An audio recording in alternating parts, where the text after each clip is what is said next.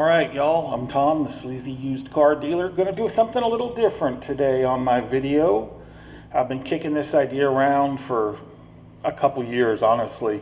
Before I opened my own shop, I grew up in the restaurant business, then I got into the commercial janitorial business, and I always wanted to have a car lot, so I opened a car lot. Then I had a buddy that needed some money and a partner in a transmission shop, so I went in on that, and so that's where I am today. That's the condensed version of the resume. But through my career, I've had some really great standout bosses. I've had many, many very good bosses, and I've had a few bosses that were so terrible, I'm not even going to mention them. So the video is not about the worst bosses I've ever had, although maybe that would have been a funny video. The video is not going to be about the good bosses that did a good job, that were caring people, that guided me in the right direction. This is about the best bosses and the lessons in leadership I got from them. And it's interesting because as I was thinking of these people, they actually were at three different parts of my life. One was my very first boss when I was a 15-year-old kid in high school working nights and weekends. Another one was the first guy that gave me my management spot in his little restaurant. Taught me some lessons that have really stuck with me to this day, and I appreciate that. And the third one was the last great boss that I really had, that was executive vice president at a big janitorial company. And although I already had a lot of leadership and mentoring experience, he really taught me by example what that meant and what they should do. So without further ado, here's my three best bosses. Maybe you can garnish some piece of wisdom out of these people's skills. I know I certainly have. Let's get to it.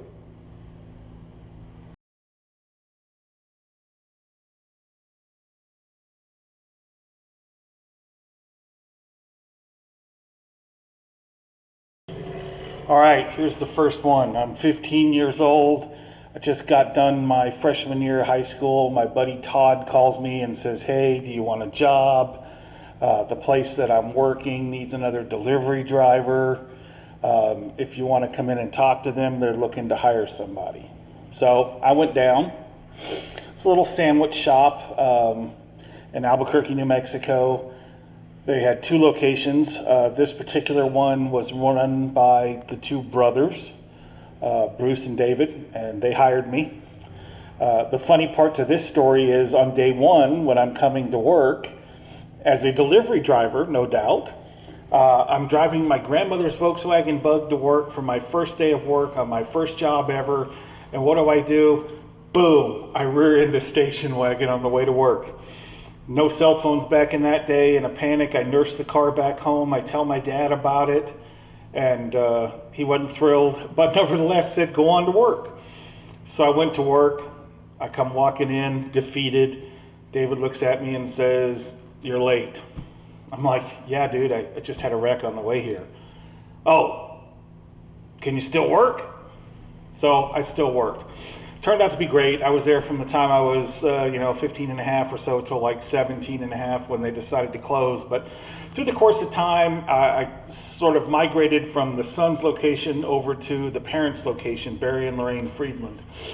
And I really took to Barry. I don't think I ever called him Barry. He was always just boss. And little short Jewish guy, funny as hell. Kids were big into sports. He was big into sports. Him and his wife worked this restaurant. I sort of, got to work my way up to be the trusted one, and I got a key to the store and all this. But anyway, the lesson I get out of Barry is I started dating a girl that worked there. And, I'd mentioned that I wanted to and blah, blah, blah, and I thought she was cute or, whatever. And so one day I come rushing into work after school. I'm going to tell him about my great experience. I said, "Boss, you won't believe it. I went out with blah, blah, blah last night, and he cuts me off. He sticks his finger in my face. He says, 'Kid, don't get your meat where you earn your bread. Nothing good will come of it.'" And at the time, I was like, "What are you talking about, dude? She's hot as hell, and she's popped my cherry, and I mean, come on." But the lesson took, when you're in a work environment, don't date people you work with, don't sleep with people you work with, don't say shit you shouldn't say to people you work with. And I credit him for really instilling in me where that line is, where you don't get stuck in a sexual harassment environment. You know, I grew up in the restaurant business. It's a lot of younger females that work in restaurants as waitresses and things like that. And, you know, we never once had a situation where anybody got uncomfortable. We never had a situation where Tom got written up for saying something stupid or any of that. And to this day, although Barry died in the last year or so, you know, I credit Barry for giving me the valuable lesson. Don't get your meat where you earn your bread. There was also another variation of that he liked, which was don't get your honey where you make your money. And while we can make light of it, they were a great family. They really cared for me. I know they did. I really cared for them. He taught me so many great lessons. Him and his family were really there for me when both my parents were divorcees trying to find their new love. And once that was forgotten, I'll say that they had other things that were going on. So it was nice to have them kind of be stand-in family while my parents got their stuff figured out. So that was Barry Friedland. God love him. Him and his family, just great people. And I will forever be grateful to them. Okay, so admittedly, this would be one where not all of the value in the lessons were learned while I worked there. Okay, so I'm 18 years old. I've graduated high school. I want to open my own restaurant. Obviously, that's not going to happen. I'm working at a department store, which I hate, thinking about getting back into the restaurant business. My mother, who has the interpersonal skills of a Klingon, was one of those traveling nurses that would draw your blood and pee if you were getting life insurance. She met a couple that owned a restaurant and told them that I wanted to get in the restaurant business. And so the husband said, have him call me. I find out afterwards, and it's pretty funny, that my mother had rubbed the lady so raw that she about crapped her pants when she found out that he had called me. And they joked about it after we'd met, that thankfully I'm nothing like my mother, but that she couldn't believe that he would even consider calling me based on that. Anyway, so this chapter is Gary West, the Smokehouse Restaurant. So I get this job at the restaurant. It's a small barbecue place, owner-operator thing. I'm at this point, probably 18, 19. Gary and his wife were early 30s. I think he's about 10 or 12 years. Well, I know he's 12 years older than me. I'm 53. He just had his 65th birthday. Anyway, so I go to work for the guy, and he had been in the Air Force, got out of the Air Force, went to work at a barbecue place in Lubbock, Texas, moves back to Albuquerque, New Mexico, buys this restaurant in Rio Rancho, New Mexico, and converts it from what it was to the Smokehouse Restaurant. And he's training me up not only in the aspect of food safety, food management, but in leadership and in training and expectations and things like that. And he's harsh. He is a dictatorial leadership type person. If you effed up, he's got no problem telling you effed up. And if he really thinks you've effed up good, he's going to write you up and he's going to list line by line what you did wrong, and you got to fix the behavior or you're done. So that was the harsh, strong leadership, probably military part of his leadership style. But on the flip side, he'd hang out with you. He'd invite you to your house. I lived over in Rio Rancho. I was still not on great terms with my family. He was always inviting me over to his house. When I met my wife and we got married, they were always going out with us as couples. So I'm not at all saying the guy's a bad guy. The guy had some great leadership skills. Anyway, this is probably what sticks with me the most. And he probably doesn't even remember it. He's still alive. I hope he watches the video. If you are, Gary, I appreciate everything you did for me. But we're standing there, and this is probably within the first month of me working, I guess probably long enough for him to know that I'm going to make the cut. He's telling me, yeah, when I got out of the Air Force, I went to work for Don Bigham at Bigham Smokehouse, and one day Don comes up to me and says, hey, Gary, I'm going to show you how to fire somebody. So I want you to come out here. And he says, I'm thinking like, what the fuck? He goes, so Tom, I need you to come out back with me. I'm going to show you how to fire somebody. And pretty much it is the method that I use to this day. He says, you don't sugarcoat it. You're not their friend. You just tell them what it is, tell it how it is, and tell them to get the fuck out. And it was just like that. I cannot remember who it was that he had let go that day, but it was pretty much, hey, we talked about this day, this day, this day. It hasn't happened, so we're going to let you go. Have a nice day.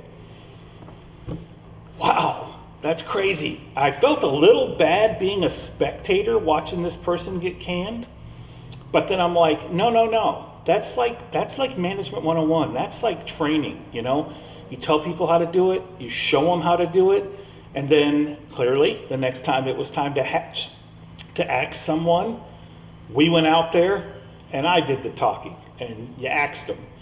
And so that lesson has served me so well. I cannot tell you how well. I worked, I don't know how many years after that. I was in restaurants for a long time. I worked my way up in commercial janitorial. And I never had a problem with firing people. And why I always said I never had a problem firing people is, if me firing you is the first time that you found out you were doing something wrong, I as a leader have failed you. Because particularly in these corporations where they're always worried about being sued, there's write-ups. So knowing how to give somebody a written reprimand, hey, this is what you did wrong. This is the consequence if you do wrong again. And if you want to call me a son of a bitch for doing it, you can write that in here. Boom. So my write-ups, perfect, flawless. Never, ever lost a case for unemployment. I was so good at swinging the hatchet and just truly didn't care that I kind of got the nickname the Hatchet Man. Somebody didn't want to fire somebody? Hey, man, will you go talk to so-and-so? We got to let him go. Sure. You got write-ups on him? Yep, no problem. Because, excuse me, don't call me Joe Biden there with that. Anyway, they may not be in the right field for them. It doesn't mean they're a bad person. It doesn't mean that they're a piece of crap. It means that either this job is not for them or they are a super slow learner. And so they will find their niche at something else. And as long as you've given them the opportunity to know what's wrong and to know what has to be corrected, if they didn't choose not to correct it, it's 100% on them. So yeah, if you arbitrarily just walked in and fired somebody because they looked at you wrong, that's dead wrong. If you've done progressive counseling, you've told people what needs to happen, they don't do it, it is what it is. So the art of the good detailed write-up and the way that you fire people, or that I fire people, I give 100% credit to Gary West to teach me that. And it is a skill that has kept me out of lawsuits, kept me out of, getting a black eye for not being a good boss. People love me. And Gary had said the same thing. People come back after I've fired them and we're fine. We're good friends. And the reason for that, and I didn't understand it at the time, is you're fair. If you're fair when you let someone go, they can't be mad. If they're going to be mad, they're going to be mad at themselves. I had a slight flashback to this. One time I was working for a janitorial company, and the CEO dragged me in his office, and there was a disagreement. Now I'm below him. He's the boss. And it made me think of Gary, because he literally looked at me and said, "This is a dead issue. If I hear this issue comes up again, I will fire you." And he said it just like that, plain as day. Hey man, I get it. I get it. Fair enough. So anyway, that's Gary West. Great mentor. I'm very glad I had the experience, and it has just lasted me to this day. All right, last one. And it's funny when you look back at these, even some of the not positive experiences or unpleasant at the time experiences, when you look back at these things, they look better. You put your rose-colored glasses on, I guess. But anyway, I had left a janitorial company. I had to sit out the industry for 2 years due to a non-compete agreement. I had a very good boss who probably should be on this list. He was a former boss. He called, and I was working in an unrelated field, and he goes, "Hey man, you ready to get back in?" Maybe, yeah. Because I've talked to these guys, it's just not a right fit for me. I've given them your number, and they're going to be calling you. And so Dennis passed off to me the best job I ever had, because it just wasn't right for him. So anyway, this is Ray Cole, Marsden Building Maintenance. Ray and the president of the company, Chris Norgren, they came down from Minnesota where the company was based. They were starting business in Texas. We met at a hotel where they were staying. We had a fancy dinner. We told dirty jokes. We haggled, and came away where I was employed. So I give my notice, and there's a lot of, they have no infrastructure in Texas, no office, nothing. So I got to set a lot of that up, which was cool. And Ray comes down. We went to Houston, Texas first. We're doing work, and we were going to just make it easier. And the guy that was the old contractor was just going to be our subcontractor initially, so we could get up and running and start building infrastructure. And we got to know each other. We got along pretty well. And a month or two later, he comes down from Minnesota and he comes to Dallas. And the purpose of the Dallas trip was to get an office identified and get some equipment ordered and where to ship to and things like that. And we're driving all around and we're looking at these offices, and the person that had set these previews up for us did not know what the hell we were looking for. And I remember looking at him, and my wife's name is Stacy, and I said, and I didn't know him that well, okay, so I got lucky. I said, we looked at 5, 6, 7 locations. They were just crap. We wasted a day. And I said to him, "Well, Ray, when I get home tonight, I'm not going to have to ask Stacy for any sex." And he looks at me. He's like, "Why is that, Tom?" I said, "Because we got jerked off all day today." And he laughed. And so, I kind of found out his sense of humor and started telling jokes. But anyway, this is a guy that had just beat cancer, had gotten divorced because his fucking wife left him because he had cancer. So he was a single guy doing just a ton of traveling. And I said, "Ray, do you eat at home often? Do you get home cooked food very often?" "Oh, no, I'm on the road and blah, blah, blah. When I'm home, I just pick something up." I'm like, "Well, why don't you come over to my house? Come to my house tomorrow night. I'll make dinner. You can meet the family. We'll visit." Now, this was twofold, okay? And I just told him this a couple of months ago when he was here. I said, one, truly it's a sympathetic thing, right? You travel all the time. Anybody thinks that you travel for work all the time and it's great has never done it. Because at the end of the day, if you are out with customers, you're still on guard. You're not yourself.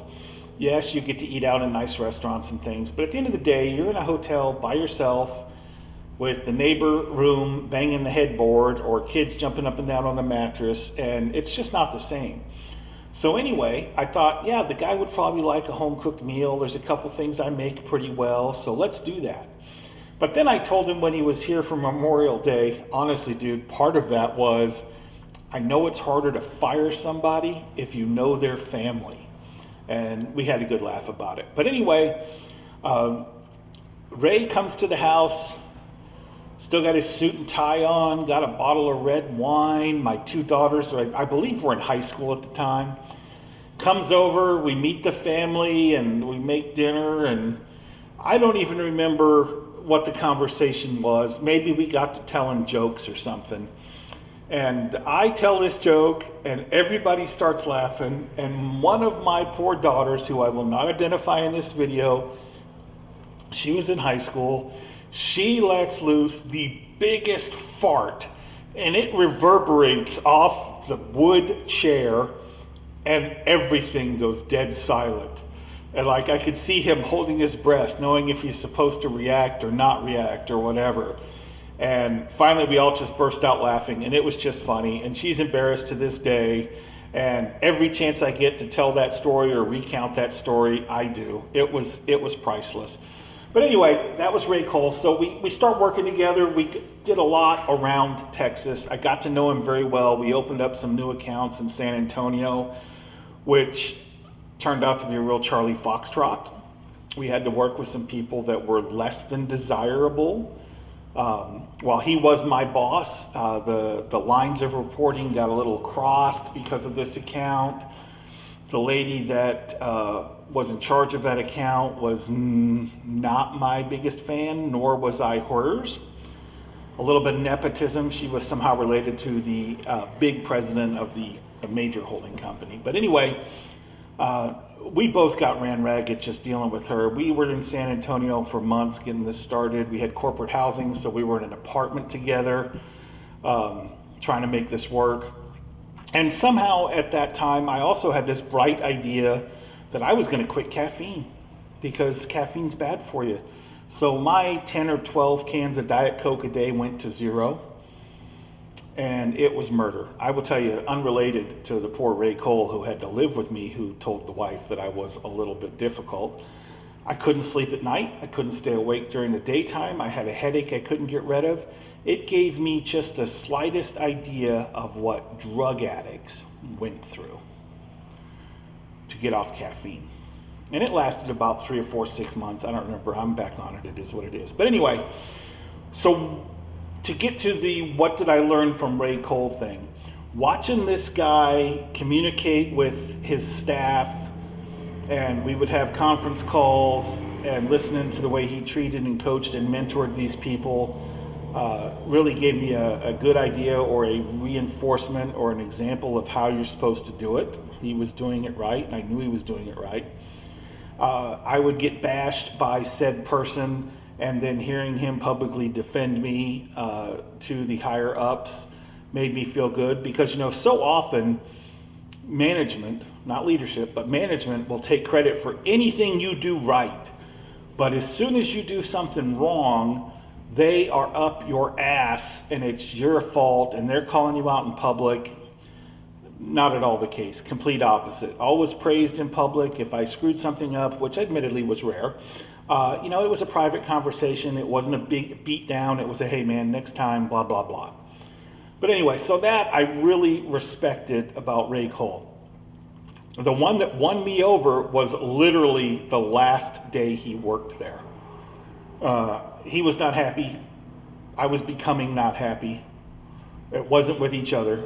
And so he decides to leave. So on his trip to Dallas, another trip, this is a year or two later, he says, hey, is there a place we can go to get a coffee or something? Okay, whatever. And I already kind of had the idea.